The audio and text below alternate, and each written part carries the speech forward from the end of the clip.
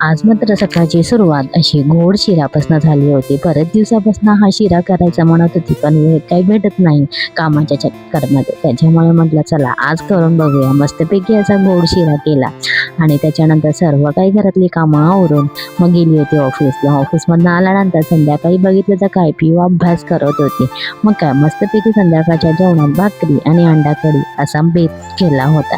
त्याच्यानंतर मस्तपैकी दुसऱ्या दिवसाची तयारी करायची होती मला भाजीची.